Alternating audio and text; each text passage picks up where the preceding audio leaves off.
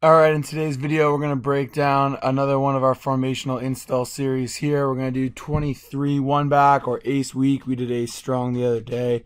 Obviously, you can take a lot of those ace strong plays and flip them if you set your formation into the boundary.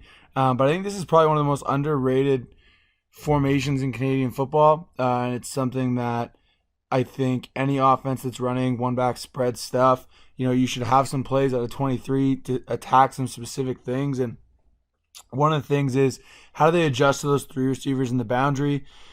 Some teams might walk the Will linebacker out and bring the Sam in the box if their Sam and Will are similar players. Some teams might bring their Sam over if their Sam is more of a coverage player. Some teams might bring their free safety over. And you can rotate obviously into cover 3, cover 4, lots of things defense can do. But knowing where that player is and how a team is adjusting to that third receiver in the boundary is important. So here we have the Will kicked out and the Sam brought in. So you really have a lot of space available to the field. So a great way, and I know we've done lots of stuff with zone read, so I decided to do some one back power. Is some people call this power, some people call this dart. Basically, we're going to pull the backside tackle and kick out the play side defensive end. The running back's going to stick a nice tick.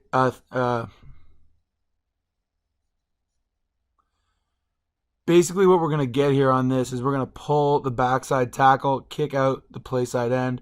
The running back's going to be nice and tight off the hip of that guard.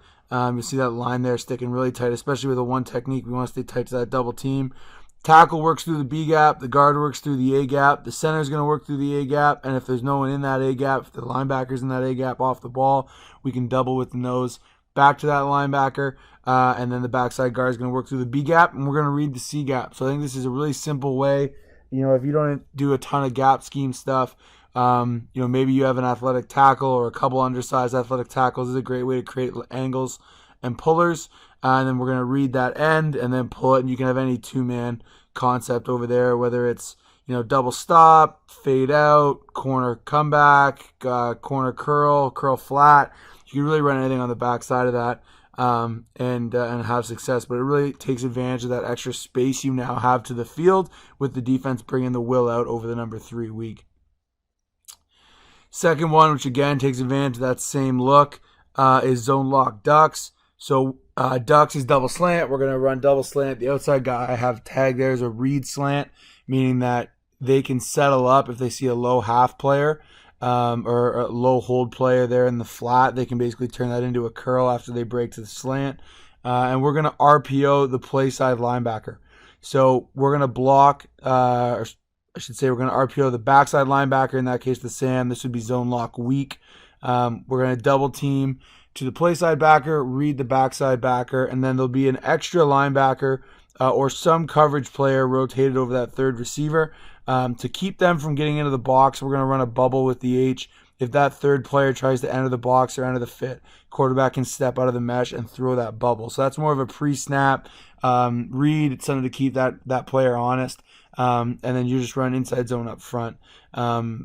Instead of reading the end, because we have the lock on, we're going to step back, protecting that C gap, give the quarterback a platform to throw the double slant.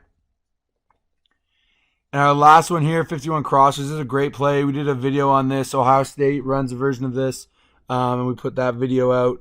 It was one of our first videos, I think our third or fourth video. This is a great concept that I've seen become much more common in the OUA the last couple of years. You'll see it in the CFL game. You're going to put the back in the flat to the two receiver side. That's your gift. If everybody's backing up, nobody covers the back, you can take it.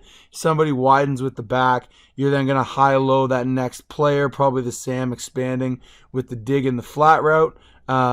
If your free safety gets out of the middle of the field, you can take the backside post, but really you're going to work from that over route to the sit route or middle of the field route, which is basically looks like it's going to be an under, and then ultimately ends up moving up the field and hooking up at about 8 to 10 yards right on top of the football, and then back down to that under route from the field. You get a great two-man pick here with the sit and the over if it's man-to-man. And so if you do get cover 0, you can come right to that under route. That's why I have it in red there. That's your hot, and use that double pick to get the ball in the flat. We've got more videos like this coming out. We have a 4x1 that we're going to get out this week as well. And then stay tuned for our members. If you like this video, become a member. And we have an 8-play install coming out for both 23. We'll have 41 later on this week as well. And last week we did all the 2-back formations with that as well. So exclusive content coming out to our members. Make sure if you're looking to support our channel, it's $5 a month, helps us keep making videos, and there'll be lots more content there for you weekly. So appreciate everyone who's watching. Make sure you like the video, throw a comment on it. What would you like to see us do a breakdown on? Let us know, and we'll get as much as we can out to you before our season starts in the fall.